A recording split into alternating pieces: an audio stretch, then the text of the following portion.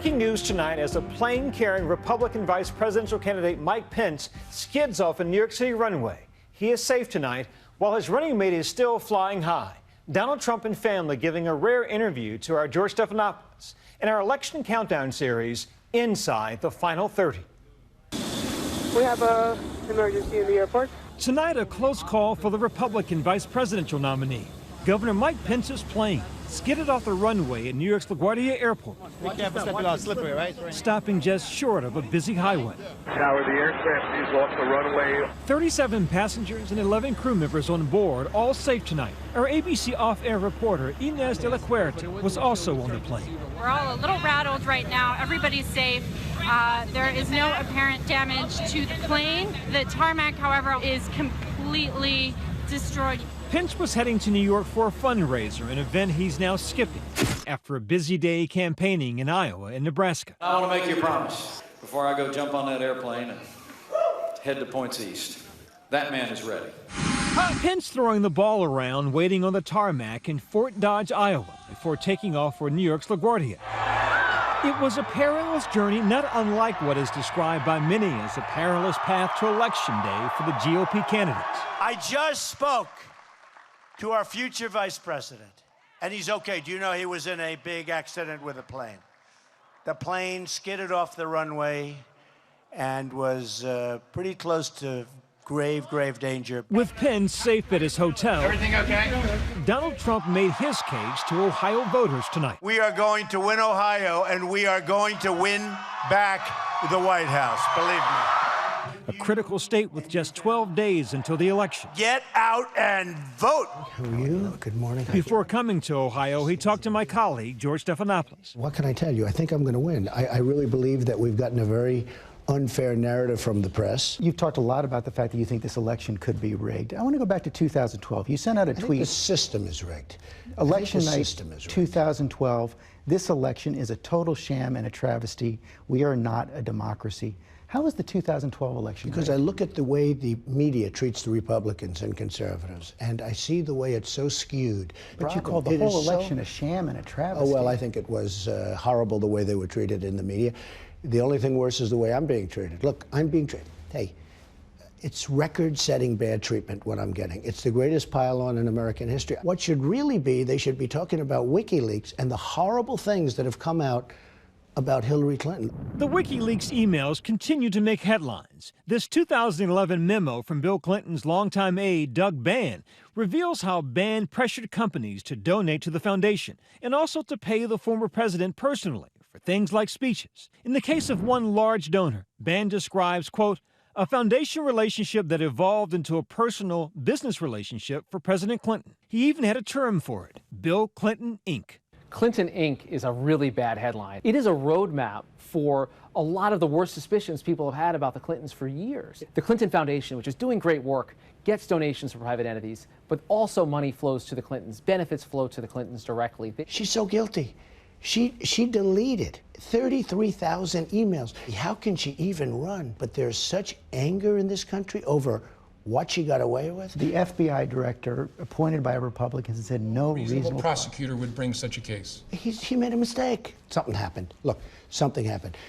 You go into the well, I think somebody talked to him. So you're the saying Attorney the head General of the FBI says is corrupt? something going on. George, she's so guilty. The Clinton campaign released a statement tonight saying in part she never made decisions because of donations made to the Clinton Foundation.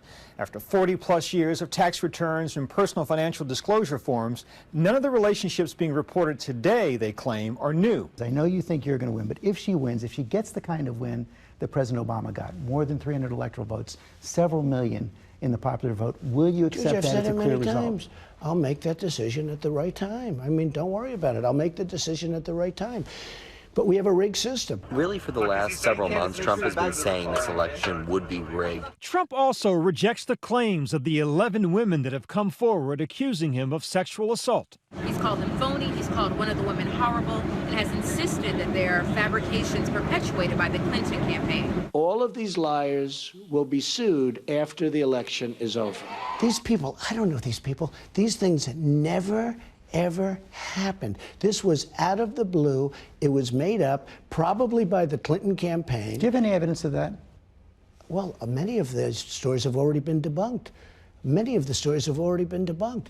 Actually, the People magazine story, they brought forward 6 witnesses. Why didn't she write the story 12 years ago? She said she was afraid. Oh, she was afraid. Give me a break. She was afraid to write it. She would have gotten the Pulitzer Prize. Give me a break. So all these women, everyone they talked to are lying? They made up stories. You know why? Fame, or they wanted to help Clinton, or something. They made up stories. They came out after you denied the behavior. George, let's not waste any more time. These stories were fabricated. They're total lies. So you're going to go through with the lawsuit? We'll find out. Let's see what happens with the election. We're going to find out. By his side for every step of the campaign, his devoted children. Be honest, which one of you predicted you all would be here today this close to the election? I don't think any of us got that far ahead of ourselves when he first announced his candidacy. We're not a political family. I think we were attempting to understand real time what that meant in terms of our future and our lives. In retrospect, I don't think any of us would tell you we're surprised. I've never in the past seen him fail, and this is obviously on another level in terms of his commitment to this country and its people. Here they come, Chair. Yeah, go. Where's next? Well, hopefully next is right down the street. It's called the White House. If he makes it to the White House, Melania would be the first foreign-born First Lady since Louisa Adams in 1825. Is it true, Melania, you've never been to the White House? I've never been in the White House, no. So the first day will be Inauguration Day, maybe? We'll see. As the more private member of the Trump family, her campaign appearances have been far more sporadic. He would be the best president. But behind the scenes, she's her husband's biggest champion. You said at the beginning, if you run, you'll win. You still feel that? I feel that. Does it make you want to get out there yourself and help him out the final 2 weeks? We will see. My priority is my son, Baron, our son, Baron, and I support him 100%, and I'm there for him every time he needs me, and I might join him. We will see. She's actually going to make 2 or 3 speeches. Oh. And I will tell you. Made some news right there. No, Okay. it is. She's an amazing public speaker. So she's agreed to do 2 or 3 speeches. And I think it's going to be big speeches, important speeches. You mentioned I think it's going to be great. You mentioned Barron. How has the experience been for him? He's heard his father say a lot of tough things, heard a lot of tough things said about his father. How does he take it all in? I teach him, I explain to him, so he knows what's going on, and he's taking very well. And I just want to have him out of the spotlight for now. Does he ask you about the news, though? Yes, all the time. He asks me about the polls all the time. It's very cute. It's like his dad, he follows the polls. No, he's a good poll player. How's he doing in the polls? He's, of course, he misses his dad a lot at these days, but he's doing great. Have you thought more about what you'd like to do as First Lady?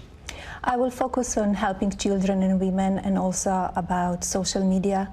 In this 21st century, what's going on, it's very hurtful to children, to some adults as well, but we need to take care of children. Hard to keep it away from your kids. It is, but we need to teach them how to use it, what is right to say, what is not right to say, and because it's very bad out there, and children get hurt. By social media, by what's going on, and by negativity. Since that Access Hollywood tape came out. You're a star, they let you do it. You can do anything. Whatever you want. Grab them by the you can do anything. He apologized to you for that, but you said at the third debate you didn't apologize to her about the women. Those stories are all totally false. I have to say that. And I didn't even apologize to my wife, who's sitting right here, because I didn't do anything. Is that okay with you? There were lies. And as I said before, all the accusations, they should be handled in a court of law. So you believe the lawsuit should go forward? Yes, I believe that. And because to accuse somebody without evidence, it's very hurtful, and it's very damaging and unfair. And, but honestly, do we still need to talk about that? I think American people want to hear the problems that we have in America. She's so right about that? She's so right about that? They want to hear what we will do to make America better. Let's talk about jobs. Let's talk about secure our border. That's what American people want to hear about it. I think people just to finish, I can't apologize for something that I didn't do. Nothing ever took place. But it's more likely to go away if you don't sue. We'll see what happens, okay? Let's see what happens on the 8th, November 8th. You're okay with what happens no matter how the vote goes on November 8th? Yes, the life goes on, no matter what happens. But he's going to win? I think so.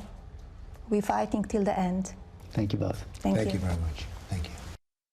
Tune in to Good Morning America tomorrow for an interview with Mike Pence.